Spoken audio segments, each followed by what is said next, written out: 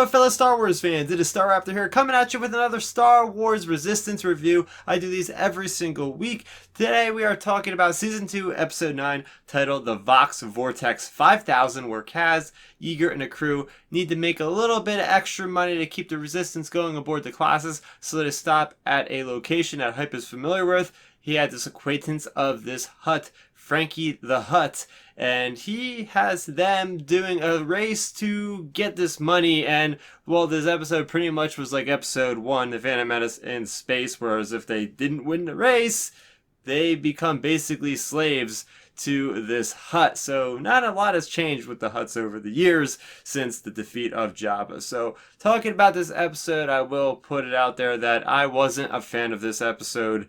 This season in general has been hit or miss. Like last week we had a really good episode and now we're back at it again, just looking for resources. There's not a whole lot of consequential plot going on in this episode. I'm going to do my best to stay optimistic and to not really drag down this episode with what I felt, which could go into a rant very, very quickly. I just don't like being negative about Star Wars to a degree where it just comes off as absolute hate. There's enough of that on YouTube.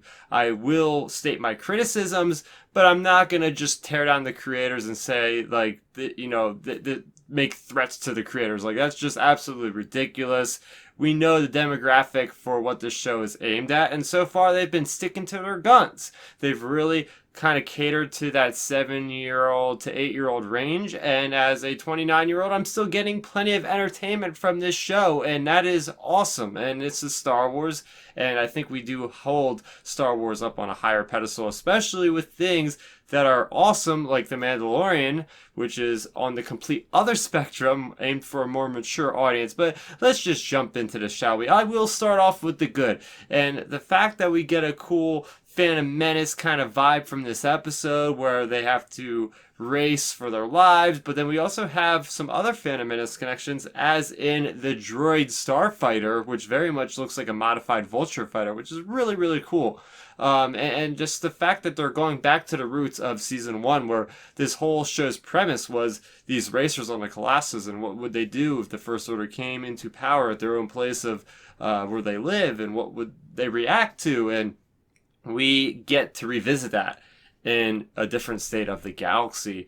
And that is where things kind of go wrong for me, because as fun as this episode was at points, it just doesn't make a whole lot of sense where they are in the timeline of Star Wars right now. So we have the First Order taking over the entire galaxy, and we have these guys over here just doing some races out in this area of space where they could get detected by the First Order, and it seems really fishy that they would be going to this casino that doesn't have any people there. Like, there's a lot of red flags that go off when you're trying to be spies and trying to sneak around, and to do a race like this doesn't really make a lot of sense. The overall way that this episode progressed, I feel like there was a lot of space that could have been edited out. Like, we didn't have to see every single ace pilot getting defeated in a different manner. Okay, after the first one, I get the point. They all get defeated because it's a droid fighter. And the fact that they lost several times and still managed to win one time and take away the winnings, the whole process of how that even went down just didn't make a whole lot of logic to me.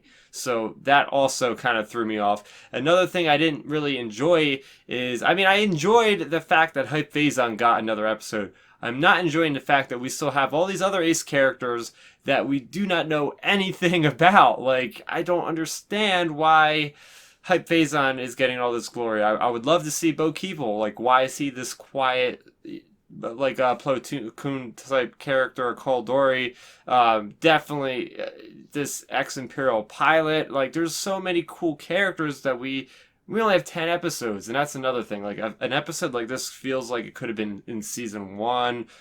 Although it doesn't really apply because there's only 2 seasons to begin with. But overall, this episode, again, it pretty much disappointed me because we didn't really learn anything new about any of these characters, which is something I'm always looking forward to in a series. This felt more like part of episodic TV, where this could have been more of a one-off, especially coming off of the last episode where I felt like we're building up momentum with this First Order conflict, and we get immediately taken back. But I want to hear what you guys have to say about this episode of Star Wars Resistance, and how are you feeling about the progress of this season as a whole? Let's talk about it in the comments section down below. If you guys are new to the channel, I again review these episodes on a weekly basis, so make sure if you aren't already subscribed, you do so and you hit that notification icon so you never miss another video. Speaking of another video, I'm doing my series of a walkthrough for Star Wars Jedi Fallen Order, the latest video game, which is just awesome. I'm loving it. I'm playing on Jedi Master